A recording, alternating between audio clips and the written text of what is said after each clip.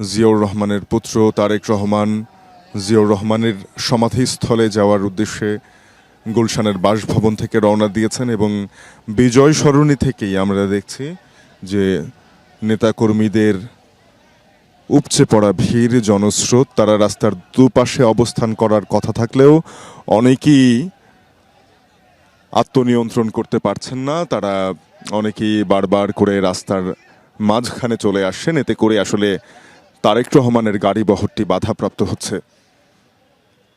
আইন শৃঙ্খলা বাহিনীর সদস্যরা কঠোর পরিশ্রম করছেন নেতাকর্মীদের নিয়ন্ত্রণে, যাতে করে বিজয় সরণি থেকেই যেই উপচে পড়া ভিড় তা নিয়ন্ত্রণ করে এই গাড়ি বহরটি জিয়াউর রহমানের সমাধিস্থলে পর্যন্ত যেতে পারে। শেরেবাংলা নগরে শায়িত বিএনপির প্রতিষ্ঠাতা সাবেক রাষ্ট্রপতি জিয়াউর রহমান, তার এই সমাধিস্থলের দীর্ঘ 17 বছর সশরীরে আসতে পারেননি তার পুত্র, বিএনপির বর্তমান ভারপ্রাপ্ত চেয়ারম্যান তারেক রহমান। 17 বছর পরে তিনি তার বাবার সমাধিস্থলে যাচ্ছেন। যেই রাজনৈতিক দলের প্রধান নেতা তিনি এখন, সেই রাজনৈতিক দলের প্রতিষ্ঠাতা তার পিতা। পারিবারিক বন্ধন ছাড়াও দায়িত্বের জায়গা থেকে, রাজনৈতিক আদর্শগত জায়গা থেকে একটি আবেগঘন সময়ে বিএনপির ভারপ্রাপ্ত চেয়ারম্যান তারেক রহমানের জন্য এবং তার অনুসারী রাজনৈতিক আদর্শে বিশ্বাসীদের জন্য, যে সময়ে বিএনপি চেয়ারপারসন বেগম খালেদা জিয়া সংকটাপন্ন অবস্থায় চিকিৎসাধীন রয়েছেন। তার শারীরিক অবস্থার উল্লেখযোগ্য উন্নতির খবর আমরা এখনো পাইনি। তিনি নিবিড় পর্যবেক্ষণে রয়েছেন চিকিৎসকদের। সামনেই জাতীয় নির্বাচন, 2024-এর রাজনৈতিক পট পরিবর্তনের পর বাংলাদেশে যে রাজনৈতিক নেতৃত্ব শূন্যতা তৈরি হয়েছিল, সেই জায়গাটিতে তারেক রহমানের দেশে ফেরা অনিবার্য হয়ে পড়েছিল এবং তিনি সেই ডাকে সাড়া দিয়ে বাংলাদেশে এসেছেন। গতকাল 25শে ডিসেম্বর তিনি বাংলাদেশে অবতরণ করেন এবং তারপরেই আমরা দেখেছি যে 17 বছরের নির্বাসিত জীবনে তার ধরে রাখা আবেগের প্রতিফলন তার প্রতিটি পদক্ষেপে দেখা গেছে। তিনি দেশে ফিরেই বিমানবন্দর থেকেই তিনি আসলে খালি পায়ে এদেশের মাটির উপরে দাঁড়িয়েছেন, মাটি হাতে স্পর্শ করেছেন, তার আবেগের জায়গাটিকে তিনি আরও স্পষ্টভাবে ব্যক্ত করেছেন। এরপরে তিনি চলে যান সংবর্ধনা স্থলে 36 জুলাই এক্সপ্রেসওয়েতে, যেখানে লাখো নেতাকর্মীদের সামনে তিনি প্রথমবারের মতো 17 বছর পরে বক্তব্য রেখেছেন এবং সেখানে তার বক্তব্যের মধ্য দিয়ে তার রাজনৈতিক শক্ত অবস্থান এবং পরিকল্পনার বিষয়টি স্পষ্ট হয়েছে। যিনি সেখানে তিনি স্পষ্ট করেই বলেছেন, আই হ্যাভ এ প্ল্যান, অর্থাৎ তার রাজনৈতিক পথযাত্রার পরিকল্পনা তিনি ইতিমধ্যেই সেরেছেন, এবার তা বাস্তবায়নের পালা।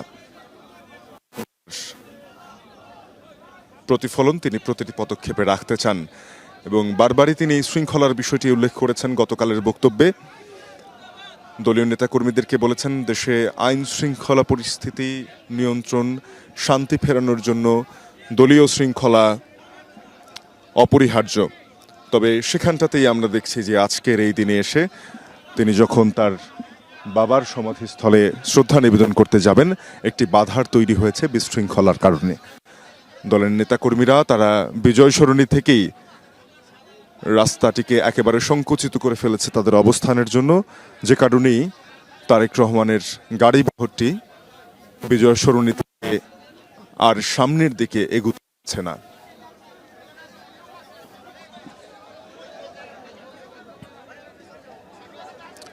আমরা সেই গাড়ি বহরটি এখন একেবারে স্থবির হয়ে পড়েছে, সেটি আর সামনে এগোচ্ছে না, যেহেতু এখানে আসলে শত শত কর্মী সমর্থক বিএনপির তারা রাস্তায় নেমে এসেছেন এবং রাস্তাটিকে একেবারে সংকুচিত করে ফেলছেন। এখান থেকে তারেক রহমানের গাড়ি বহর সেই নিরাপত্তা নিয়ে যাওয়ার প্রায় অসম্ভব হয়ে পড়ায় আমরা দেখছি যে আইন শৃঙ্খলা বাহিনীর সদস্যরা, শুধু ট্রাফিক পুলিশ নয়, ঢাকা মেট্রোপলিটন পুলিশ এবং র্যাপিড অ্যাকশন ব্যাটালিয়ন, বিশেষায়িত ফোর্স, বিএনপি চেয়ারপারসনের নিরাপত্তা বাহিনী, সিএসএফ, সকলেই আসলে এখন মূলত এই নেতাকর্মীদের উপচে পড়া ঢল সামলাতে ব্যস্ত।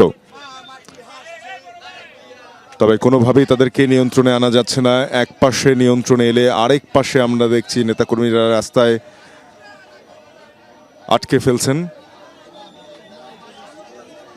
তারা তাদের আবেগের জায়গাটিও স্পষ্ট। দীর্ঘদিন পর যখন বিএনপির ভারপ্রাপ্ত চেয়ারম্যান দেশে এসেছেন, তাকে এক নজর দেখার জন্য নেতাকর্মীদের উদ্গ্রীব হয়ে আছেন। তারা দূর দূরান্ত থেকে যারা গতকালকে তারেক রহমানের সংবর্ধনা সমাবেশে অংশ নিয়েছিলেন, তাদের অনেকেই ফিরে যাননি নিজ নিজ এলাকায়। অবস্থান নিয়ে তারা তারেক রহমানের পরবর্তী কার্যক্রমগুলো অনুসরণ করছেন।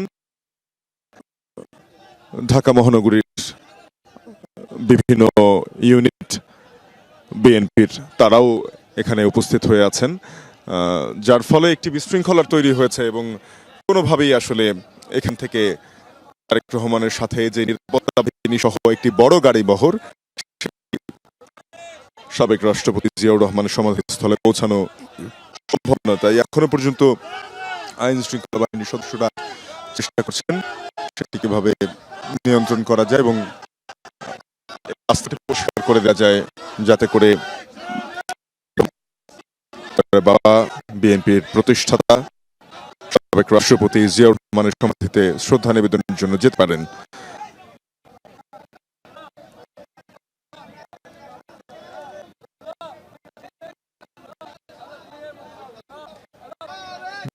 বছর পর তারেক রহমানের শুধুমাত্র বিএনপির নয়, সাধারণ মানুষেরও একটি কৌতূহল রয়েছে এই নেতাকে ঘিরে।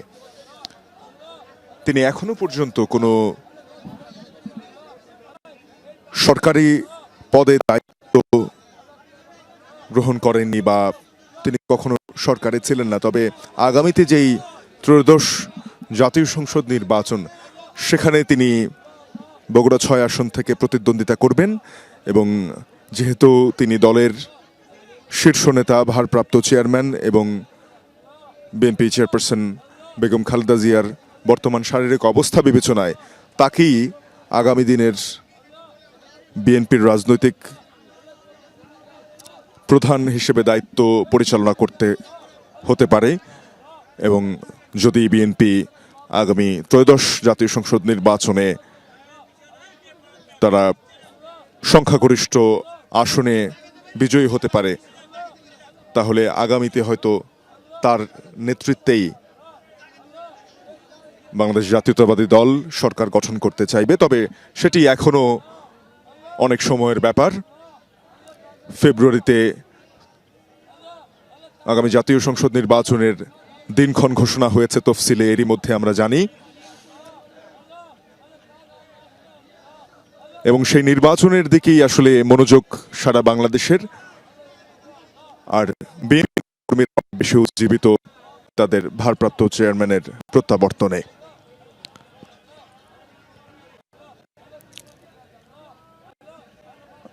বাংলাদেশের আপৎকালীন যেই অবস্থা, বেশ কিছু সংস্কারের প্রয়োজনীয়তা, সবকিছু ঘিরে 2024-এর জুলাই অভ্যুত্থানের প্রেক্ষাপটে অন্তর্বর্তী সরকার গঠনের পর বিভিন্ন রাজনৈতিক দলের যেই ঐক্যের জায়গাটি, সেখানে আমরা দেখেছি যে বারবার অন্তর্বর্তী সরকারের মধ্যস্থতায় ঐক্যমত্য কমিশনের মাধ্যমে সেখানে একটি জাতীয় ঐক্য গঠনের লক্ষ্য ছিল। সেখানে বিএনপির কেন্দ্রীয় নেতারা, বিএনপির স্থায়ী কমিটির সদস্যরা অন্যান্য রাজনৈতিক দলের সাথে যেই সমঝোতা এবং বোঝাপড়াগুলো